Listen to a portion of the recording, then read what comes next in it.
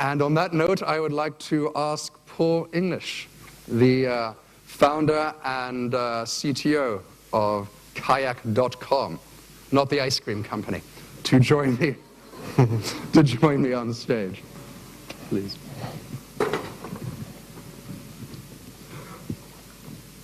So Paul, I often cheat when I do these interviews by declining to interview people or to introduce people, because I think it's more fun if you can tell us who you are, sure. Where you're coming from, and what Kayak is.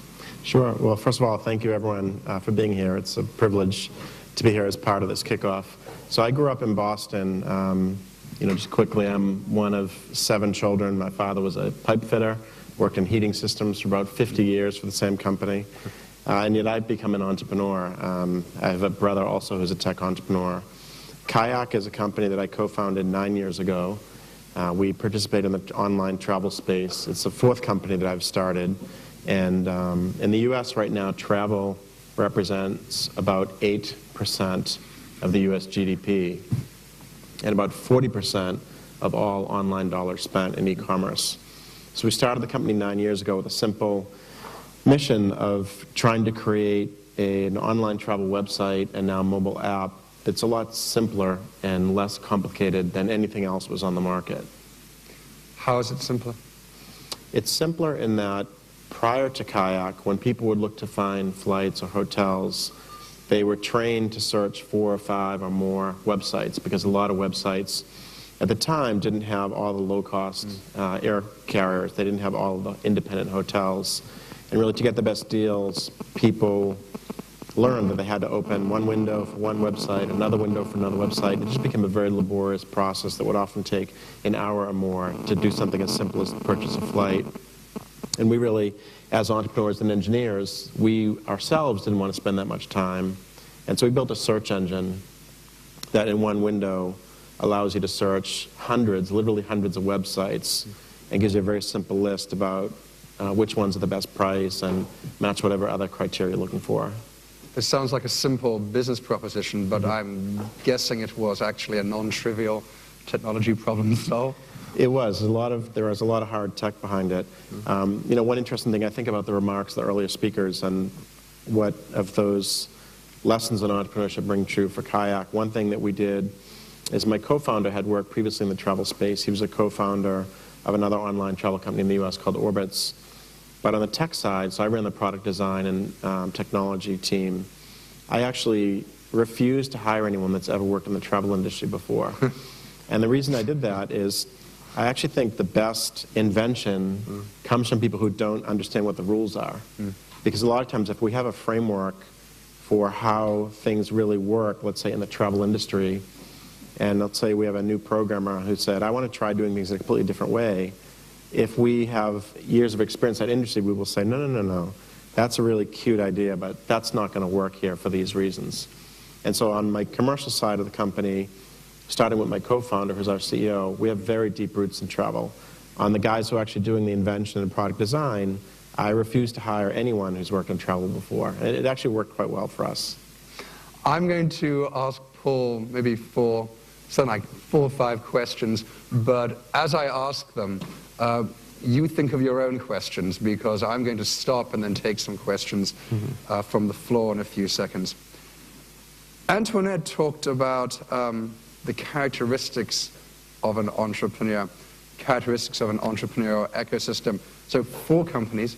You said, what do you think makes for a good entrepreneur, having done it a few times now? Yeah, I think the biggest thing, I think invention is actually quite easy. Yeah.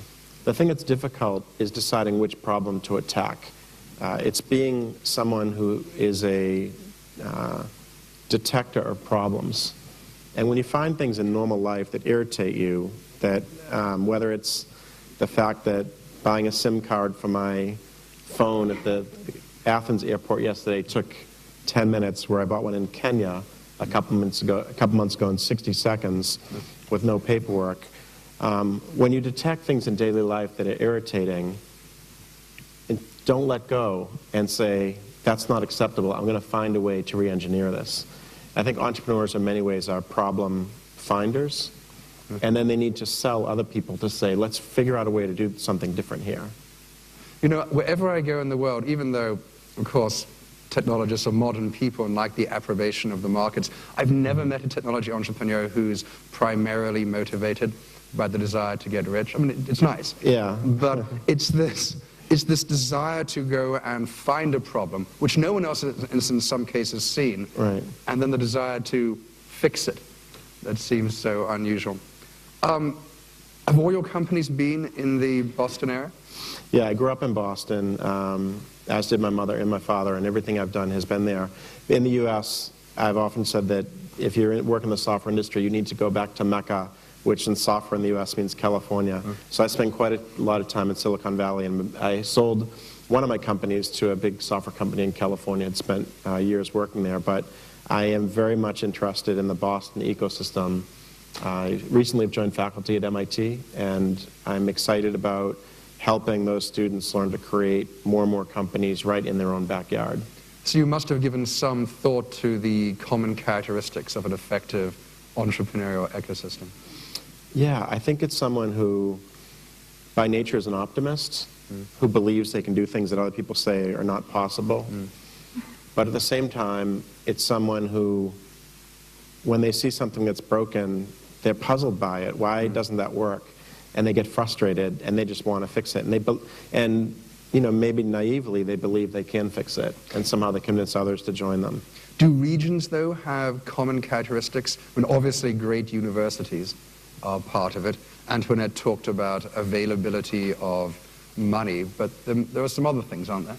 There really are. I mean, in Boston, I've had some affiliation with MIT for about 10 years now. I grew up in Boston. I'm quite familiar with it.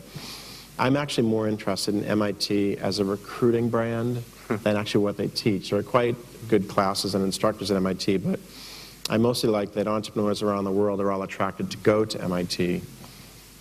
Some other, let me see, the question was other key characteristics? Yeah, of a region, yeah. Of a region, yeah. I mentioned I was in Kenya recently. Kenya's been on my mind because I'm helping start some companies there. And I visited yet another incubator. Everyone's talking about incubators all over the world. And there's one in Nairobi called the iHub. And I must say, it was quite exciting to look at some people who either were new to business or someone who had worked for a company that got bored and said, I want to try something new. And looking at the energy across those groups of people who wanted to invent together. And I think there is this bond of, you know, I mean, in the tech space, we often say the geeks and the nerds. Yeah. And when you get these people together, just the excitement of finding someone who's like them, and who's crazy and who is naive in many ways, but wants to try fixing things. So I think all of those elements, I've seen it across any company I've worked with. In my many travels around the world, I've come to think of them as an international tribe. You can place them in a room together, and they can be from the most disparate parts of the world, and they have a common culture. Talk to me about failure. Of your 4 companies, how many were successful? So far, 3 of the 4 were very successful. One was That's a great track record. Yeah, 3 were very successful. One was a very painful failure. I lost a lot of money. Luckily, that's, you know, more than made up for that with the other companies. But the one that failed was a company I started in Colorado. It was a man that I met who was an entrepreneur. We had a mutual friend, and we wanted to create a company. And this is back in, let's see if I can remember what year this was. It's back around 99, so it was a bit ago. And we wanted to create a company which was simply restaurant reviews and recommendations. We were probably a little bit too early back then. There wasn't enough people online looking for information like that. But I think the biggest failure, now this is a guy who was prepared to move his family to Boston to really start the company with me. But I went to visit his family in Colorado, and he and his wife had 2 young children, and they really had this beautiful home. And I decided that I didn't want to disrupt this family and drag him all the way to Boston, so we started the company in Colorado. Now, the co-founder there was a brilliant, brilliant technologist, but what took me a couple years and losing a lot of money to realize is it's not enough to have a brilliant technologist in a company. You also need someone who loves doing sales and is really good at connecting a possible invention with a potential customer. And I would say, in hindsight, we lacked that. Did you learn more from your successes or your failures? I think the successes have allowed me to build a team, and if you are successful at something, the people who've worked together are excited about that, and they want to often do something new together. I actually will be starting a new company in January, kind of an incubator in Boston, and my two co-founders are guys I've worked with for 23 years now. So one thing about success is finding people that have seen what it's like to be optimistic and to work together. Many times when I do recruiting and I'm hiring engineers into Kayak or whatever company I'm helping, the most important thing I look for in success isn't really around the domain. I mean, I mentioned I wouldn't hire travel people into Kayak.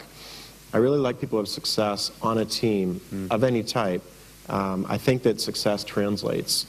I hired a guy once because he had an Olympic medal in rowing, and although I didn't need anyone to row for my e-commerce company, I just thought that that level of commitment would be useful in the marketing role I put him in. He was actually amazing. I hired someone once who was an international chess master. I've hired people because they were members of winning sports teams. And I just think that if you have the naivete/confidence to say problems can be solved, championships can be won, you can then point them in another direction and say, let's go after this. And they say, okay, let's do it, let's do it. Talk to me a little bit about the changing relationship of entrepreneurs to investors. At least in the United States, the balance of power has shifted. There are more sources of funding. At the same time, companies need significantly less money to begin. What do you look for in a venture capitalist or an angel? Yeah, right now in the U.S., I coach a lot of startups, mostly in Boston, but some degree in California as well. And in the U.S., at the moment, it goes through phases, but at the moment I always tell a good entrepreneur it's very, very easy to raise money. Yeah. What's hard is to raise quality money. And you want to find someone who's going to help you, not just write the check and get through the current phase, but you want to have someone who has the network, who can help you make the connections you need, to really get to the next phase, who can help you recruiting. When we raised money for Kayak, our Series C fund, which was in, I believe, 2000, maybe early 2007, we raised from a British fund simply because we met some great investors in London, a man named Harry Nellis who works at Excel. And the main reason I took money from them is I liked Harry and really connected with him in terms of ethics and morals and how he thought business should run. But I also wanted someone who's kind of on the ground recruiting, and he really had a fantastic network for us.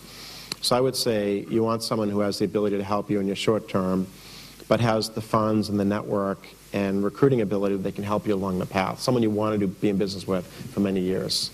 So VCs have figured out that entrepreneurs are increasingly, well, let's say they're less naive about what venture capitalists can bring to the party. So now VCs all claim they provide these networking skills, these deep Rolodexes. How does a young entrepreneur determine whether or not the VC really does have the background, the skills, and the connections to help them advance the company? I mean, this is an area where I think many entrepreneurs are naive. They just believe they can solve something, and they don't necessarily know a lot going in about the domain. And this is an area where the naivete can hurt them. Very frequently, before VC invests in a company, they do very extensive background checks. They find someone who knows someone that knows an entrepreneur. What do you think about them? How do they work in good situations? What happens when they encounter problems? I've been very disappointed to find that most entrepreneurs don't do background checks on their investors. And they will go get some VCs to meet. I mean, I remember the first VC I met, I didn't know what a VC was, and someone told me about this venture capitalist, and I had no idea what that was. I thought money. Yeah, I just thought vulture, people talk about VCs, vulture capitalists. And a lot of entrepreneurs will be introduced to 2 or 3 investors, they'll go talk to them, and the first one that writes them a check, they just take the check. And they feel very good about it in the first week or month, and then they realize over time, you may have taken funds from someone who's a micromanager, who thinks they're an operational executive and wants to be in making decisions with you. Or there could be many other problems with them. So I always encourage entrepreneurs who come to me for counsel that whatever VC they're looking at, and I don't believe in talking to 50, I think figure out the right 3 or 4 or 5. Make sure you do the background checks. Find other entrepreneurs who you respect and see what it's like to work for that VC and what it's like to manage that VC. And a lot of the coaching I do for entrepreneurs is to teach them the role of the board. And the board has a very important role to play in your company, but they're not running your company. And managing that tension, I think, is intuitive for some entrepreneurs. For others, they need guidance. How do you feel about the growth of these very nimble incubators that often put a relatively small amount of money, 100,000, 200,000, into a very small team of very young entrepreneurs and take a pretty big equity stake. Yeah, I'm offended by the amount of equity they take. I do like the constraint part. I do like constraining entrepreneurs in money, and I also like constraining them in domain. I taught a class at MIT earlier this week. I now work with Bill Olet at the Trust Center, and we had 25 teams who came in and presented to us and who were sort of applying to this class. And a lot of the teams came in with very grand visions, and one of the things that I do with entrepreneurs, I try to narrow the vision as much as possible and say, pick this one thing and really try to be excellent at it. Money is another good constraint to put in. If you give an entrepreneur too much money, they might become lazy or complacent, and they might not recognize weaknesses they're having in the system. Or if you constrain them with just a little bit of money, every single thing they do has to be efficient. I think that VCs or angel investors or governments, it provide a very good thing when you give a young entrepreneur, and I wouldn't even say 100,000, I think it might be $10,000, a very small amount, just enough to pay their rent in their shared apartment in someone's basement, and to buy coffee to keep them up these late nights. You want to give them that ability to start, connect with other entrepreneurs. I think it's offensive if you end up taking too much of the company, and this is a case where the entrepreneur may not have done enough reference checking with other entrepreneurs to say, what is it worth if someone gives me $100,000? What percent of the company should they own? So Paul and I are talking about some quite famous incubators in the States like Y Combinator that have had some huge successes with companies like Dropbox and have had a very interesting approach with these constraints on the problem set and the money, but have also taken like 50% of the company. And the people who've most benefited from these incubators tend to be the owners of the incubators. Yeah, there's quite a range, and there's some good ones there, I should say. There are some very good ones. Yeah. I'm going to ask one more question, and then I love some questions from the audience. And I'm going to ask this to my next guest as well, Paloma Cabello. What can government do well in terms of fostering an entrepreneurial ecosystem, and what should it stay the hell out of? Yeah, I mean, I like the comments on the prior presentation about the role of governments, both in, I think there's that terminology, but providing some infrastructure and getting out of the way. I think the main thing, the role of a government or any organization trying to assemble entrepreneurs, is that you do not want top-down oversight in try working in this space or try these types of solutions. You want your entrepreneurs to be as unconstrained as possible. And anyone who's involved in has a role in process and money and all that, they need to make it absolutely as liquid as possible, as simple as possible, because little things will block entrepreneurs. A lot of entrepreneurs are good at their invention. They're not good at paperwork and forms and lawyers, and so I think making it as easy as possible to get started is probably the most important thing. There are minor things as well. I think, if you want to sponsor internet companies, you want to make sure you have free Wi-Fi available. There's a lot of little things in the infrastructure that you want to make sure that you're designed for what do entrepreneurs need. Where do they work? How important is a coffee shop? How important is it to have bars and restaurants open late for meet other entrepreneurs? You want to look at some things like that, but a lot of it is provide some very basic instruction, as you say, get out of the way, and let them fail. I'm going to take some questions. And they are questions. Short statements are great, but questions are better. Please say who you are and where you're from. And do we have mics, or do people need to speak up? So there are roving mics. Wait till a mic is placed in front of your face. And I think there was a question here at the front. Hello, my name is Dimitris Niarchos. I'm working at the National Research Center Demokritos, supporting and pursuing innovation into my ability, capitalizing on your presence here and not being in your business areas as a specialist, as a physicist. Can you tell us in 10 years how travel is going to be and what is the role of your company in this time frame? Yeah, so you can have some ideas to the young people to create new companies. Yeah, it's a very good question. So first of all, for those not familiar with Kayak, we're simply a search engine which lets you search across other sites, therefore saving you a lot of time. The company's been pretty successful. We're 200 employees, 9 years old. We took the company public on NASDAQ in the US a year ago, and then just sold the company to Priceline and Booking.com. We sold the company for about $2 billion, which is a pretty good outcome for 200 people. I think we've been very good at the part of vacation planning when someone knows where they want to go. So when I got invited to come here to Athens, I knew the dates of the presentation, I knew where I was going to go. And kayak is, by far, in my opinion, of using a lot in the travel industry, it's the simplest way of plugging in a space and dates, and it'll show you flights from every possible airline and every possible hotel. What we're not so good at is if you want to take a vacation some summer and you want to go with your children or your grandchildren and you're not quite sure where, you might want to go somewhere warm. You're not sure if you're going to be able to pull it off next summer or the summer after because, maybe your niece is finishing her PhD and she can't get time off. We're not so good at the more exploratory, what would be a good place to go? How do you coordinate that across multiple people? And right now, researching future trips is a lot of work, and getting advice about making sure you're staying at the right hotel. How many times have you been on a vacation, you've been in the hotel, and it's pretty nice, and then you look across the way and you see another hotel, it's a little bit closer on the beach, and you say, why didn't I find that hotel? Or that hotel has a nightclub, which maybe I like or don't like. Just being able to make better decisions from people who are very similar to you, have similar criteria, and guide you as to where and when might be a good time to go. I've been told by my Greek friends that this is actually a much better time to visit Athens than a month ago when it's, full tourist season and a little bit crazier. But I think future planning needs to be as simple as is now the idea of traveling for a specific date and location. So you're talking about recommendation engines. Recommendations are a really important part of it. But also the way in which you state the question. I think filling out a lot of fields on a form is, we've been trained as users to have to work that way. And that's basically saying that computers are not that smart. So we've forced users to think like a computer in terms of how we have to type stuff into forms, and it looks like a spreadsheet.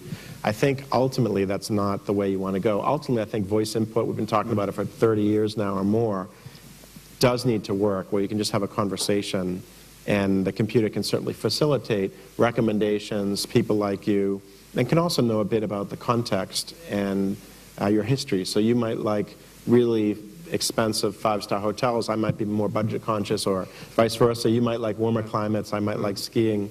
The computer needs to learn a lot more about you so that it doesn't ask you as many questions. There doesn't seem to be beyond the capacity of technology there. Some of these learning programs that can do deep pattern recognition, who can learn the behavior of a user of a long period of time, exist in other industries. Why doesn't it exist in travel? I'm not sure. I mentioned this fact that I refused for many years to hire someone to work in travel. My board of directors are people who've been in the travel industry for many years. I got the original founder of Travelocity and the original founder of Expedia to join our board. And I remember talking to Terry Jones, the founder of Travelocity, about, he was complaining to me that I wasn't hiring people out of travel, because I would give presentations to the board and Terry would say, Paul, you seem like a nice guy and you seem pretty clever, but you're just talking about things that we've tried and it fails. And he said, can you please just hire one person to work in travel? And I said, I'll hire someone to work in travel if I can find someone smart who works in travel. I just haven't found anyone yet, Terry. And I don't know why. There has been innovation. Yeah. Data mining, machine learning has been used in other verticals more so than travel. Yeah. It's not quite clear to me why the industry appears to be stagnant in many ways over the last couple decades. Maybe the startup after next. Other questions? Here in the front, please. Yeah, I'm George Lykos, CEO from Geek Oxygen. Technology startup or otherwise, the thing to go for is the financial acumen, the business acumen, and of course the human capital. Here in Greece, I believe that we have a quite good human capital. How committed is MIT into bringing the business acumen, let's say, in the next decade to make it happen in Greece as well? Because that's the question in place. Right. So I've had an affiliation with MIT for about 10 years, only recently officially joined the faculty. I think, as was mentioned earlier, MIT is not a top-down run an organization. In some ways, MIT itself is a little bit like a startup where each department, the MIT Media Lab, gets to decide what research it wants to pursue. The business school even has several groups within the business school in Sloan that do things that are a little bit competitive with each other. As far as MIT's commitment to Greece, I mean, I think today I'm excited to be part of this kickoff here today. I think the most important things for the business people in Greece is to find who are the right connections at a lower level within MIT who have some connection to Greece. And you might find that within the engineering school, there might be one professor who does mechanical engineering or hardware design who has a connection to Greece. You might not go top down, but maybe doing some collaborative research between the university here, University of MIT, I think could be quite productive. I know certainly in Boston, we actually have a pretty large Greek contingent in the tech space. I guess not large by numbers, but large by impact. At Kayak, I mentioned I have about 100 people in engineering. 4 of my tech leaders, including the #1 guy on my team, are all Greek. So I think it's finding the right connection, sometimes at a lower level, and then working quickly directly with that group. So the great asset of Greece has always been its human capital. Come and talk to me in a break, and I'll tell you how to, some of the ways you can connect that capital with MIT and other organizations. Questions from the left? There are no questions on the left. So how about someone at the back here, this gentleman? Here comes a mic. To your right. Okay. Hi, I'm Christos Sturgiou. I'm a founder and CEO of a travel company, actually, called Through Greece. I hope you can solve the problems that we haven't solved yet at Kayak. Well, I did something for Greece, for the income luxury travel segment. My question is for someone who's actually thinking of doing a global project and thinking of doing this with tens of millions in valuation and talking to the VCs in Boston, in the Valley, elsewhere in Greece. Or Europe, for that matter. 2 questions on that front. One is there any negative feelings about the situation in Greece that might jump in and maybe some stigma? The country is, for the last 3 years, tipping between several situations. So actually basing a team in Greece for that. Well, that's the first question. And then second of all, if that project prevails somewhat in the industry and starts taking off, then the asymmetry between being, say, in Boston or the Valley and being where the action is versus having a team of, say, 40 people in Greece running engineering and everything you guys did at Kayak, how does that work? I think excellent question. On the stigma component, I don't think there's any stigma. Speaking from someone who works in Boston with universities and also in California, I don't think there's any stigma with respect to Greece and invention. If you just look at the history, I think all Americans are familiar with the contributions and creations happen over time around math and science, philosophy, et cetera. I think a lot of Greek culture is very much exists. And if you look at, I think back 20 years ago, just as an example of another different country, if you look at the contribution that Israel made in the U.S. from a tech development, Israel 20 years ago was not a good market, but it had some really brilliant engineers and good schools that supported engineering. I think when I, as an entrepreneur in Boston, when I think about Greece, I look at 2 things. One, am I going to sell my product in Greece? And 2, would I like to partner with a Greek-based organization where the engineering and science and development is done here? I think on the first question, it depends. So for travel, right now, Kayak is in 18 countries. We don't yet have an office in Greece, and we don't yet have a Greek product, even though 4 of my tech leaders are Greek. And the reason for that one is a simple numbers game where we look at how many people are buying travel online as opposed to through paper and agents. And when we launched into Europe, Greece was not yet buying per capita a lot online. But as far as from the invention side, I think Americans specifically would be very open to have a development team built completely here. And if it's an American product, maybe you hired BizDev people in California or New York if you need them that do the selling into America, but all the invention is done here. I would look at Israel as an example, because I think the Israelis have been quite successful in how to expand their inventions out to other countries by partnering. Here at the back, please, in the white shirt.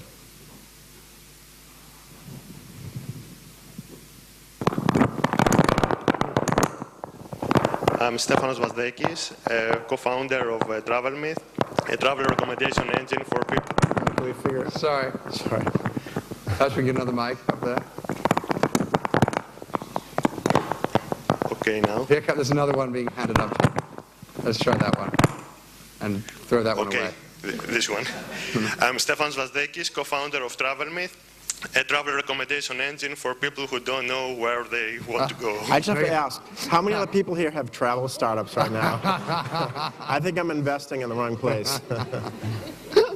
My question is, what if Kayak wasn't acquired by Priceline? Could it compete directly with Priceline? And when I say Priceline, I mean Booking.com, which is 90% of revenues of Priceline, and become a bigger company instead of becoming a company of 2 billion value to become a company like Priceline of 30 billion Yeah, really nice question. dollars worth. This is a question that I'm asked a lot as a co-founder of Kayak, and sometimes before I answer this question, I have to think about, is my answer on tape, and will this be broadcast on the web? I mean, I'll give you, candid as you can. Yeah, I'll give you my honest answer. Please don't put this out on Twitter. So my co-founder and I have a great, great working relationship for 9 years. I think this was probably the only disagreement we've had in 9 years. I wanted to keep going and pushing it as an independent company with independent ideas. I think when Priceline came after us twice to try to acquire, in fact, 3 times, once early in our history, I was able to turn them down twice. The third time they came after us, the second time was pre-IPO, and the third time post-IPO. One, they just made an offer that our investors and board were really excited about. Once you take a company public, as the entrepreneur inventor, you lose some control of decision making. So it's no longer up to me to make all decisions. I will say that if we were going to sell Kayak, Priceline may be the only company I would consider selling to, and the reason is that Priceline is run as a holding company. If you think of the way a lot of manufacturing or distribution companies work when they acquire different regions, Priceline Corporate owns 5 companies that don't talk to each other very much. So for example, when we were first acquired, I was meeting with Jeff Boyd, the CEO, a really good guy, and I was telling him what we're doing for the next couple of years on tech, where some of my investments are, and I said that we're consolidating data centers in Europe. And I asked him if I should talk to my peer at Booking.com to see if they maybe have a solution already in place or could save me money in their experience. And Jeff thought about it. He said, no, please, please don't call them, because I pride myself in each of my companies running as fast as you possibly can. And if you call them, you're going to slow yourself down and you're going to slow them down. And I really want you guys to just keep running. And that's something that sounds like a good sales pitch, but I'm actually still with Kayak. I'm part-time at the moment. And we've now been working with Priceline for about 6 months, and it is absolutely how they execute. So I would say that if we had to sell the company, ignoring valuation, all that other stuff, Priceline is probably the only company I've bumped into the travel industry that gives that much dramatic independence. Personally, I would have preferred keep pushing it, because I think I'm a better entrepreneur than I am an employee. I can't tell you how often I've heard that founders say, who worked wonderfully together for years, say the one thing we could never agree on was the moment when you sell out. And it doesn't seem that that can be negotiated at the very founding of the company, because circumstances change. And when Yahoo or Facebook, whoever it is, comes with that billion-dollar check, people's, it has a way of changing people's opinions. Yeah, no, it's difficult. I mean, I think to your comment earlier, a lot of the inventors, the tech people, what turns us on is fixing the problem, is saying, look at this, I built this thing. And I haven't yet fixed the problem yet. So, yeah. But the VCs say, hey, that sounds like a pretty good exit. You're a nice guy, but we just want ROI. We want our exit, right. Yeah. We have time for one more question. Who's got a really great one? No pressure. You, madam. Can you hear me? Yes. My name is Vicky Colovo. I'm a serial entrepreneur with a lot of failures in the past. My question involves around the incubator you mentioned in Kenya. So I was going to ask about Europe and startups. Have you ever noticed any one of them coached, invested, hired people from startup? Have you ever looked at Europe and the startups it has and whether you can get a team over in the States? Yeah, the places I've done work in Europe with startups that I'm excited about is in Berlin right now. It's a pretty vibrant, I don't want to say vibrant economy, it's a vibrant place for an entrepreneur. You just feel it when you walk around Berlin and go to the coffee shops, that there's a level of energy and optimism that is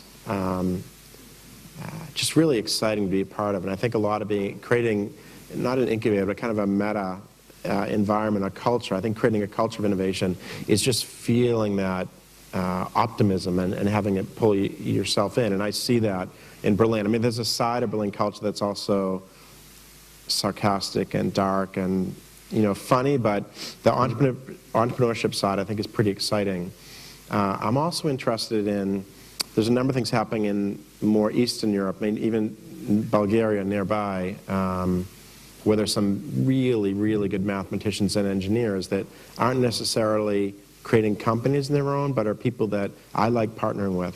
So I guess the first thing I look for as I think about development of the countries is, when I visit, does it feel like a culture of innovation? Does it feel like a culture of optimism? Ladies and gentlemen, Paul English. Thank you. Thank you. Thanks so much.